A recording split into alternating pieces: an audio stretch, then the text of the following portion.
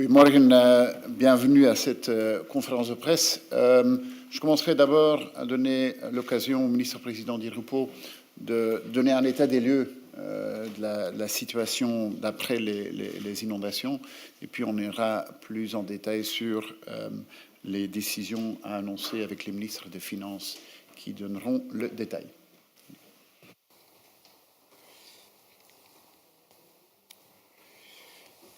Bien. D'abord, merci beaucoup, Monsieur le Premier ministre. Quelques mots pour rappeler, comment dirais-je, mesdames et messieurs les journalistes, dans quelle situation se retrouve la Wallonie après la catastrophe des inondations. Il y a à peu près 100 000 personnes qui sont sinistrées sur 209 communes. Et la Wallonie compte 262 communes. Donc sur 262, il y a 209 communes qui accèdent à ce qu'on appelle le fonds des calamités. On a, en termes de bâtiments, de l'ordre de 45 000 bâtiments concernés. Mais il y a des entreprises, il y a des routes, il y a des ponts. Les moyens financiers nécessaires sont de l'ordre de 3 milliards. Peut-être un peu plus, peut-être un peu moins, mais pour le moment, ça tourne plutôt autour des 3 milliards. Pourquoi?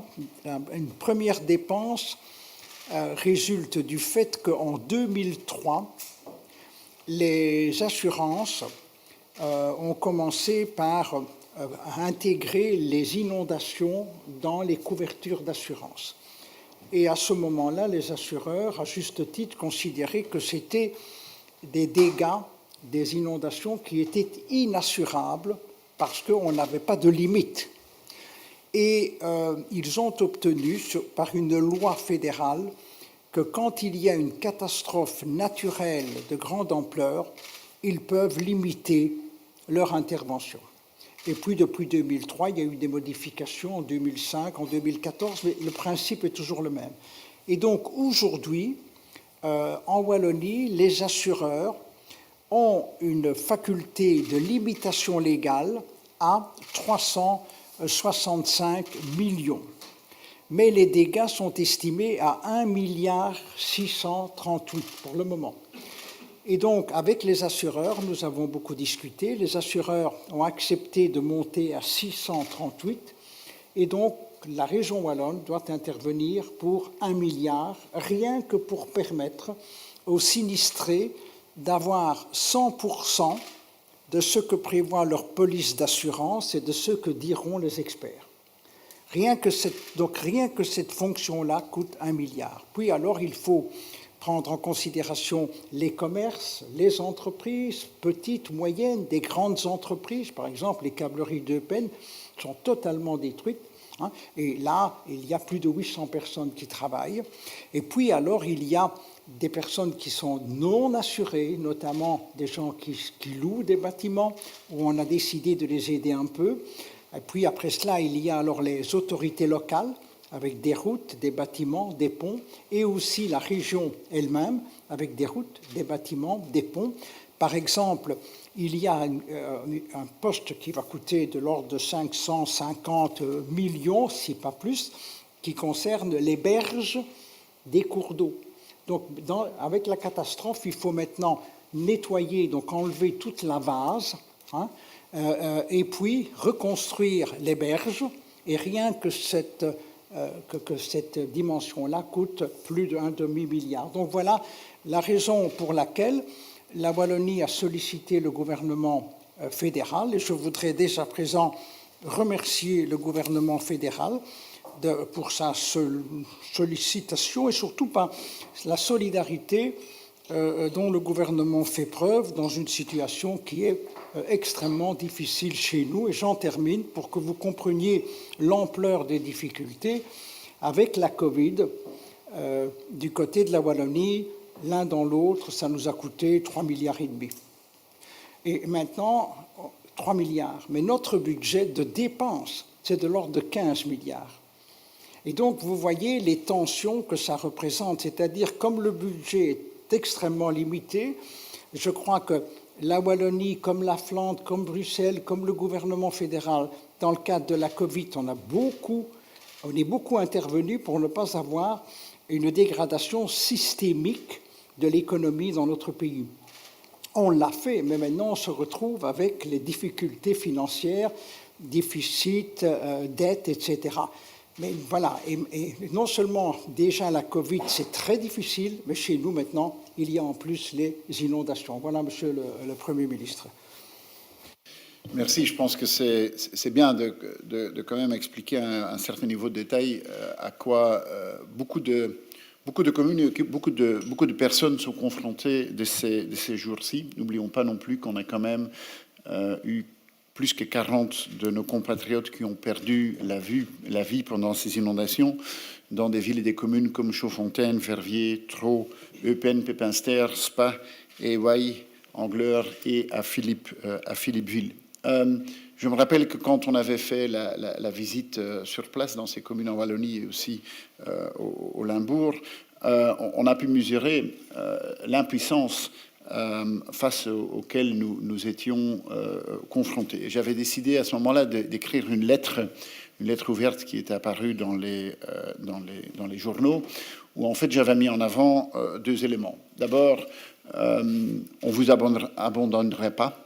Les gens qui sont dans une situation difficile, on sera là pour vous aider et on fera tout ce qui est possible pour soutenir au maximum les familles et les communautés qui ont été touchées. Depuis lors, on a eu un contact pratiquement quotidien entre les différents gouvernements sur comment est-ce qu'on peut au maximum aider dans une situation difficile. Et je voudrais remercier la collaboration qui a vraiment été très fructueus entre nous. Nu, voor ik meer in detail ga ten opzichte van de beslissingen die we genomen hebben, toch ook de mannen en vrouwen bedanken die op dagelijkse basis tussengekomen zijn vaak met groot gevaar voor hun eigen leven. En dan ook de duizenden vrijwilligers uit Wallonië, Brussel en Vlaanderen, die een ongelooflijke golf van solidariteit op gang gebracht hebben. Je remercie aussi toutes les équipes de la région Wallonne et le commissariat qui a été créé pour trouver des solutions par rapport aux nombreux problèmes gigantesques qui se présentent. Beaucoup de membres de la défense et de la protection civile aussi, des zones de secours, police fédérale, etc., qui, comme jusqu'à encore très récemment, fournissaient par exemple 13 000 repas chaque jour. Comme d'ailleurs annoncé par la ministre Verlinden et de Donner, la défense et la protection civile restera sur le terrain encore dans un futur proche, pendant que ce sera nécessaire pour aider le temps qu'il faudra.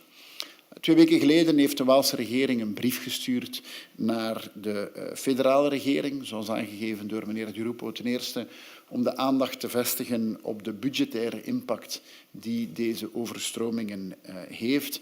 Ten tweede om een aantal zeer concrete maatregelen voor te stellen die de federale regering zou kunnen nemen in steun van de regio's die zeer zwaar geïmpacteerd zijn. We hebben onmiddellijk geantwoord vanuit de federale regering dat we met zeer grote aandacht die brief ontvangen hebben, dat we heel snel gingen analyseren welke de mogelijkheden zijn. Après une analyse technique et juridique qui se devait d'être quand même très approfondie, le gouvernement fédéral a décidé hier en Kern de mettre à disposition à la région wallonne un prêt de 1,2 milliard. Donc de mettre à disposition 1,2 milliard dans la forme d'un prêt et les ministres des Finances donneront plus de détails par rapport à comment cela se organise. Le gouvernement fédéral a aussi répondu favorablement aux autres demandes émises par la région wallonne et je vais quand même les parcourir. D'abord, jusqu'à fin 2022, un taux de TVA réduit de 6% s'appliquera dans les zones sinistrées à la démolition et la reconstruction. Tous les propriétaires de logements touchés par les conditions météorologiques extrêmes pourront bénéficier de cette mesure. On parle ici de fin 22, mais clairement, il y aura une évaluation si nécessaire de prolonger cette mesure.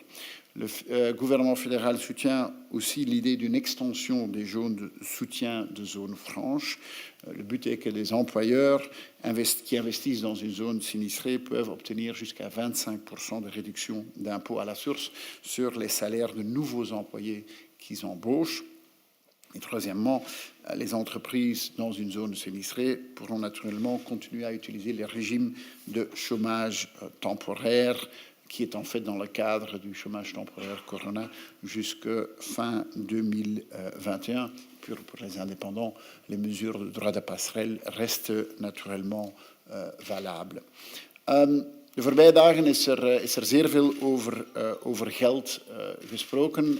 En geld is natuurlijk een belangrijk element, maar het is niet het enige element. En ik denk dat de maatregelen die we daar juist aangekondigd hebben, zijn een zeer belangrijke hulp voor mensen die in een moeilijke situatie vinden om proberen zo snel mogelijk de wederopbouw te doen en opnieuw een normaal leven te kunnen leiden. Maar ik denk ook dat we lessen moeten trekken ten opzichte van waarmee we geconfronteerd zijn.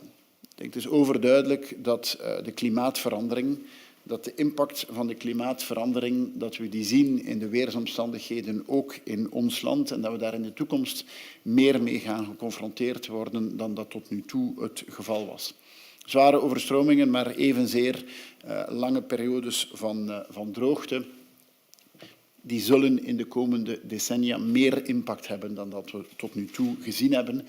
En we moeten ons daarop voorbereiden. En we moeten ons daar vanaf vandaag op voorbereiden. C'est pour ça que j'ai envoyé une lettre à tous les ministres présidents du pays pour entamer un véritable débat par rapport à comment est-ce qu'on gère un futur qui sera plus incertain dans cette dimension-là. Et je pense que le comité de concertation est un bon endroit pour entamer cette discussion. De quoi parle-t-on? Je pense que la question est-ce que dans notre pays, on n'a pas besoin d'un mécanisme de solidarité interfédérale qui pourrait être activé dans le cas de calamités exceptionnelles? La solution qu'on met en place maintenant, c'est la première fois qu'on fait ce genre de solution, mais c'est une solution qui est ad hoc. Et donc, je pense qu'on a besoin d'une discussion plus structurelle par rapport à comment est-ce qu'on gère des catastrophes d'une ampleur nationale et surtout des catastrophes d'une ampleur nationale qui ont un effet asymétrique, comme on l'a vu maintenant. Ce qu'on voit, c'est que beaucoup de pays fédéraux, comme par exemple l'Allemagne, ont un mécanisme de solidarité financière qui est permanente. J'ai l'impression qu'en Belgique, c'est un élément qu'on manque dans notre structure fédérale. Donc, j'ai fait cette lettre dans la forme d'une invitation d'entamer la discussion par rapport à ça. Je suis convaincu qu'à terme, on a besoin d'un mécanisme permanent. Ce qu'on fait maintenant, c'est un mécanisme ad hoc. C'est la première fois qu'on le fait, que donc un gouvernement fédéral prête à une autre entité. Je pense que c'est nécessaire de le faire. Il n'y a jamais eu beaucoup de doutes que les moyens financiers seraient mis à disposition, mais je pense que c'est aussi le moment d'entamer une discussion plus structurelle. Ik geef het woord aan de beide ministers van Financiën om een stuk meer in detail te gaan. Dank je. Ja, goedemiddag allemaal. Ik denk dat we allemaal nog heel goed weten dat we diep geraakt waren op het ogenblik dat overstromingen in juli plaatsgevonden hebben in Wallonië, in ons land. We zagen daarop eigenlijk een hartverwarmende solidariteit van heel veel vrijwilligers, heel veel mensen die op het terrein actief zijn gekomen, ook over de grenzen van de regio's heen. En vanuit de federale overheid hebben wij natuurlijk direct inspanningen geleverd om ondersteuning te bieden aan de Waalse overheid. We hebben een aantal heel specifieke maatregelen heel snel genomen, maar we hebben ook vanuit onze FOD Financiën, vanuit onze administratie, met heel veel begrip omgegaan met de vragen van de burgers die in die regio woonden. Maar natuurlijk heeft dat noodweer een verwoestend effect gehad. Een verwoestend effect gehad op woningen, op openbare infrastructuur, op wegen, op bruggen, op spoorwegen, nutsinfrastructuur. En het is dan ook belangrijk dat we die infrastructuur zo snel als mogelijk weer gaan opbouwen, om natuurlijk die duizenden getroffenen, om die ook toe te laten om hun leven opnieuw op te nemen. En vanuit de federale overheid hebben we steeds gezegd dat we daar ons solidair mee tonen. En we tonen dat denk ik ook vandaag dat we er alles aan doen om die wederopbouw ook te gaan ondersteunen. En de premier heeft al kort aangehaald een aantal elementen. Ten eerste die lening. We gaan inderdaad de lening van 1,2 miljard euro ter beschikking stellen van het Waalse gewest, die de Waalse overheid eigenlijk tot 2025 dat eigenlijk niet moet terugbetaald worden of dat de terugbetaling niet gebeurt, maar nadien over een looptijd van 10 jaar zal gaan gebeuren. Het is een lening ook met een vaste rente, waardoor het ook voor het Waals gewest interessanter en gunstiger zal zijn om te lenen. En ook heel duidelijk om te stellen dat wij daar als federale overheid er uiteraard geen win aan gaan hebben. Wij gaan daarvan de tarieven die wij daarvoor betalen ook op die manier doorgeven aan het Waalse gewest. Dat is dus echt een win-win voor iedereen. En op die manier gaan we die wederopbouw snel kunnen gaan realiseren. Want moesten we dat niet doen, dan gaat dat niet enkel een menselijk drama zijn, maar denk ik ook een grote meerkost gaan zijn voor onze Waalse economie en eigenlijk ook bij uitbreiding voor de Belgische economie. En naast die lening zijn we uiteraard ook aan het kijken wat er nog andere maatregelen zijn die we kunnen gaan doen. We hebben het percentage van 6% voor afbraak en heropbouw, een maatregel die momenteel van toepassing is tot eind dit jaar. En we gaan kijken op welke manier dat we die maatregel ook met de nodige soepelheid gaan kunnen gebruiken, zodanig dat mensen die een woning hebben die verwoest is door de overstromingen, hoe we die maatregel ook daar van toepassing kunnen gaan hebben. We zullen trouwens ook volgend jaar kijken wat de evaluatie is van die maatregel om eventueel dan te beslissen om de maatregel te verlengen.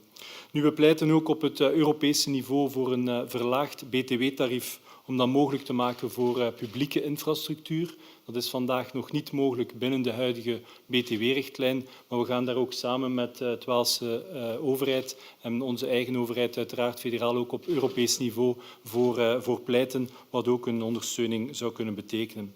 En dan tot slot ook iets dat daarnet door de premier is aangegeven, de ontwrichte zones.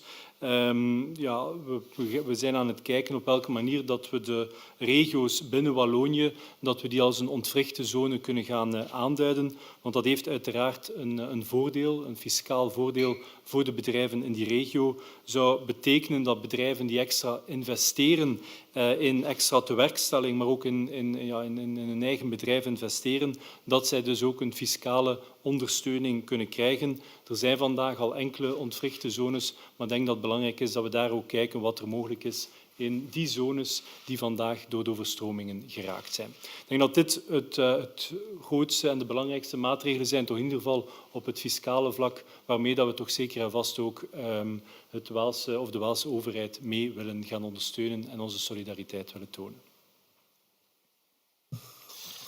Merci. Je voudrais d'abord remercier le premier Alexander De Croo et Vincent Van Petegem, mon homologue, pour les contacts que nous avons eus depuis plusieurs jours et le résultat auquel on aboutit aujourd'hui. Zoals de premier met verstandigheid gezegd heeft, als we van overstroming spreken we niet alleen over geld. Eerst en vooral spreken we over mensen, over bedrijven, over een streek die nu een helemaal andere streek is dan vroeger. Maar we moeten ook over geld spreken en over zwaar geld. Et c'est pour ça que je crois que la solution qui est aujourd'hui sur la table, et je ne vais pas répéter tout ce que Vincent a parfaitement bien dit et auquel je peux tout à fait me rallier, mais la solution qui est aujourd'hui sur la table est pour nous intéressante à 3 titres. La première raison, c'est que, je ne me fais pas d'illusion, certains considéreront sans doute que ce qu'on appelle les règles de la solidarité ont été submergées, vous m'excuserez pour le terme, mais par ce qu'on appelle les lois du marché. Mais il faut quand même considérer que les lois du marché nous apportent une somme qui est 2 fois supérieure à toutes les sommes qui avaient été initialement citées. Het is toch 2 keer groter dan wat vroeger gezegd was van mijn kant en van de andere kant ook. Et donc le fait d'avoir cette somme est essentiel pour nous parce qu'elle nous permet de diversifier aussi les sources de financement par rapport à ce que représentent les inondations, 3 milliards d'euros sur un budget de 15 milliards. Il est clair que si on n'a pas des sources de financement difficiles, on rentre alors dans des endettements que nous ne maîtrisons plus, puisque seuls les marchés répondraient à cette question. Et même si aujourd'hui l'argent est skidé sur les marchés, avec un taux bas, personne ne sait de quoi demain sera fait. Et ce qui est donné comme exemple, et ce qui est dans l'accord que nous avons entre nous, à savoir que le remboursement se fera sur 15 ans après un standstill de quelques années, est aussi intéressant, puisque ça nous permet de nous relever et de relever la région, c'est-à-dire de créer de la croissance qui permettra le remboursement du prêt. La deuxième raison pour laquelle je suis entièrement satisfait de l'accord, c'est que, et là je tiens vraiment à remercier le premier, ik wil daarover zeker de premier bedankt, want hij herinnert zich dat was de 21 juli. Ik had hem gezegd, bedankt voor uw medewerking, bedankt voor uw woorden daar in onze streek, maar achter de woorden moeten we misschien nog iets anders doen. Hij had mij gezegd, ik ga u niet laten vallen. Hij heeft dat ook geschreven. Et le fait de le dire aujourd'hui, alors que nous sommes en plein conclave budgétaire aussi, est tout aussi important. Parce que ça nous permet, dans le conclave budgétaire, de tracer ces lignes pour l'avenir. Je n'ai pas à dévoiler les négociations que nous avons pour l'instant dans les débats budgétaires. Ils sont, comme vous pouvez l'imaginer, des discussions dures, difficiles, parce que la situation est difficile. Mais ce que vous nous donnez comme signe-là nous permet d'aborder avec plus de sérénité encore l'avenir. Et enfin, la troisième chose pour laquelle je crois que cet accord est un bon accord, c'est qu'il donne le signe, en dehors du fait qu'il est possible de parler dans ce pays entre fédéral et fédéré, mais il donne le signe à tous ceux qui veulent croire à cette région, qui veulent croire à une région dévastée, que l'investissement paye. Je vois parfois sur des publicités qu'un prêt, ça coûte aussi. Mais dans ce cas, si un prêt, ça coûte aussi, mais un investissement, ça rapporte aussi. Puisque tant sur le plan humain que sur le plan industriel, tous ceux qui décideront de reconstruire, d'investir, de rebâtir industriellement et économiquement dans la région seront aidés par les modalités qui ont été évoquées. Et je crois ne pas abuser des mots en disant que je suis heureux que cette solution puisse être trouvée, mais je voudrais en terminer là en disant à Vincent aussi que j'ai appris à le connaître à travers nos contacts et nos cabinets. On a passé beaucoup d'heures sur tout ça, mais ce sont de belles heures et c'est ce qui sera fait de ces heures-là demain qui compte. Voilà, merci beaucoup. Est-ce qu'il y a des questions? Oui, allez-y. Il s'agit donc d'un prêt d'1,2 milliard. Pourquoi ne pas avoir envisagé pour l'ensemble ou pour une partie du montant qu'il puisse s'agir d'un don fédéral à la région? Comme je l'ai dit dans l'introduction, on a vraiment pris beaucoup de temps à faire une analyse technique et juridique. Je pense que dans ce genre de domaine, il faut venir avec des solutions qui sont stables et pas lancer quelque chose qui après s'avérerait à pas être possible. Et je suis lié par la loi spéciale de financement qui est très très claire par rapport à ce qui est possible et ce qui n'est pas possible.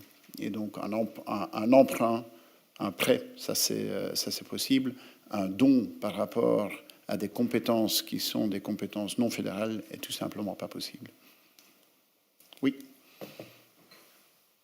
Quelques petits détails peut-être, enfin, ce ne sont pas des détails, mais spécificités sur ce prêt. D'abord, est-ce qu'on a déjà une petite idée du taux d'intérêt pour ce prêt? Vous avez parlé de 15 ans, sur le communiqué de presse, on parle de 10 ans pour ce qui est de la durée du remboursement. Et alors peut-être de manière globale, est-ce que ce prêt finalement va représenter une dépense supplémentaire pour le fédéral et des recettes supplémentaires pour les régionales, alors que vous êtes les uns et les autres en plein travaux budgétaires? Je laisserai les ministres des Finances donner les détails. C'est une prêt de 1,2 milliard pour une période de 15 ans en total. Premièrement, pendant une période initiale à 2025, aucun remboursement du capital ne sera dû. Et après, c'est une période de remboursement de 10 ans.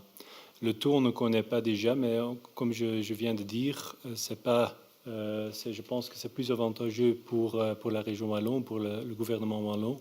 Et chez nous, on n'a pas une prime extra sur l'intérêt qu'on doit payer.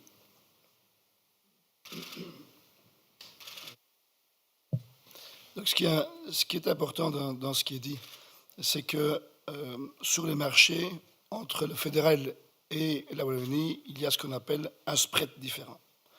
Et donc, le fait que le fédéral puisse emprunter nous permet de bénéficier du spread du fédéral aussi. C'est donc tout l'intérêt pour nous de le faire. On ne peut évidemment pas dire aujourd'hui quel sera le taux, puisqu'il faut que le prêt soit effectué. Et quand on dit 10-15 ans, on avait effectivement tous raison, puisqu'il y a bien une période de standstill. C'est ce qui est important dans la mécanique, hein, ce standstill.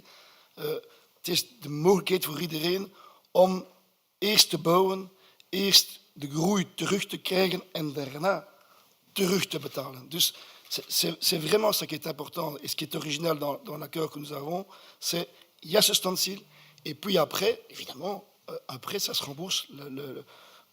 Rien n'est gratuit, mais on a cette possibilité alors sur 10 ans de le faire tout en prenant dans les 5 ans qui nous séparent de 2025 nos responsabilités. Ja. Ja, Bart. Ah, pardon.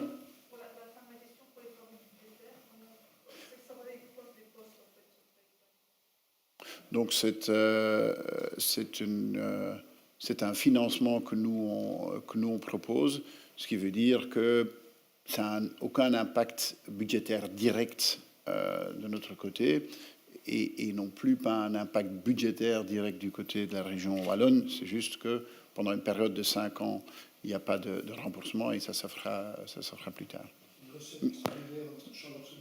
Oui, mais il faut quand même souligner la nécessité de cela, hein, donc de pouvoir, pour la région wallonne, qui naturellement est une entité nettement plus petite que le niveau fédéral, de pouvoir dire, ben voilà, il y a 1,2 milliard de financement qui est sécurisé et par rapport à une entité de la même famille, naturellement, ça donne une sécurité financière qui était vraiment nécessaire.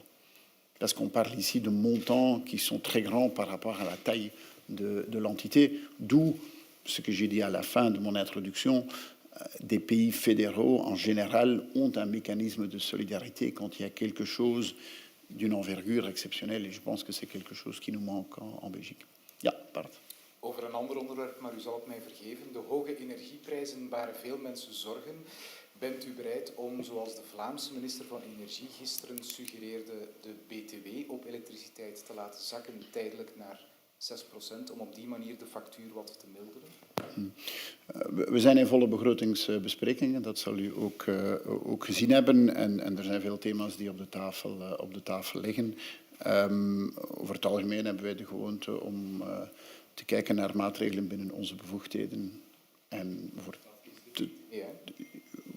ja, er zijn veel mogelijkheden die we hebben en alle suggesties zijn welkom, maar regeringen kunnen natuurlijk ook binnen hun bevoegdheden werken. Maar dus het is een onderwerp dat we van zeer nabij volgen. Niet enkel in ons land. Hè. Ik heb daar juist een gesprek gehad met een aantal andere Europese regeringsleiders. En het is ook een discussie die men op Europees niveau wil brengen, omdat alle Europese landen daar vandaag mee geconfronteerd zijn. Maar het is te vroeg om nu vooruit te lopen op welke een specifieke maatregel zou zijn. Nog eentje over dit onderwerp. Welke garanties hebt u dat Wallonië zal terugbetalen? Nou, en de modaliteiten van die lening die zullen uitgewerkt worden door onze administraties. En dat zal gebeuren zoals dat met elke lening is. En eerlijk gezegd, op dit moment vind ik het een beetje onkies om te gaan spreken over het feit dat daar moeilijkheden zouden zijn. De prioriteit is om nu te kunnen helpen. En in een federaal systeem zijn de verschillende entiteiten van goede wil ten opzichte van elkaar. Dus in mijn ogen is daar geen enkele twijfel. Ja, oui. Pour être très clair, un prêt sans taux d'intérêt n'était-il pas possible? Et vous parlez de la loi spéciale de financement. Est-ce qu'il y aura des discussions pour éventuellement peut-être réfléchir à une modification pour avoir des mécanismes de solidarité comme on l'a vu en Allemagne avant 2024? Donc, comme je l'ai dit, on entame la discussion et je pense que c'est maintenant le moment de le faire. Quel sera le mécanisme? Est-ce que ce mécanisme nécessite un changement de la loi spéciale de financement? Ça, c'est trop tôt pour pouvoir avoir un éclaircissement par rapport à cela.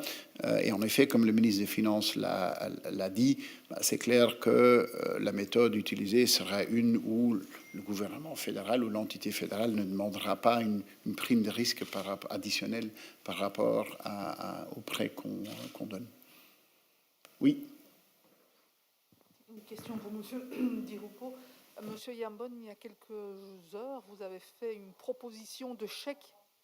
Voilà, je disais qu'il y a quelques heures, Monsieur Yambon, vous avez proposé également un chèque pour aider la Wallonie. Est-ce que ça veut dire que cette piste est complètement abandonnée, puisque maintenant le fédéral va donc concéder ce prêt d'1,2 milliard?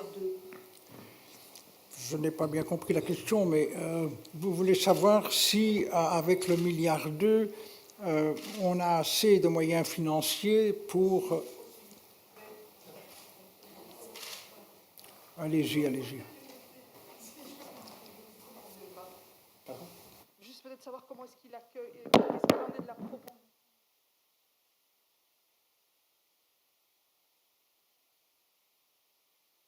Vraiment, Ah, du côté néerlandophone, oui. Mais donc, nous examinons d'une manière supplétive, et d'abord, je voudrais remercier le gouvernement flamand pour l'offre, mais pour le moment, nous voyons si, avec les moyens financiers du fédéral, avec l'accord que nous avons avec les assureurs, et puis il y a aussi dans le plan de relance de la Wallonie une réorientation de l'ordre de 800 millions que nous allons consacrer aux 209 communes sinistrées. Donc on espère qu'on a 800 millions là, 1,2 milliard du fédéral, 1 milliard que nous mettons, mais qui est aussi prêté avec l'accord, dans l'accord avec les assureurs. Si nous en avons assez, ben voilà, on pourra travailler avec cela. Mais donc, nous prenons en considération, nous sommes très sensibles, mais pour le moment, on essaye de voir si, avec l'ensemble des mesures qui sont déjà sur la table, la décision prise par le Cairn fédéral hier, si ça peut suffire. Mais nous gardons bien sûr le dialogue, et une fois encore, dans tout ce que nous connaissons, je voudrais insister sur un aspect. On présente toujours notre pays comme étant très complexe et on ne cesse de nous opposer la Flandre, la Wallonie, Bruxelles, enfin bon, c'est pas à vous, journalistes, que je dois expliquer ça. Et le moindre petit problème ou la moindre petite réalité, on voudrait quasiment voir sur un champ de bataille Jan Yambon avec, maintenant c'est Di Rupo, et un peu comme au Moyen-Âge, pour voir un peu qui va culbuter l'autre. Mais ce qui est important dans la situation actuelle, c'est de voir que la solidarité est possible dans notre pays.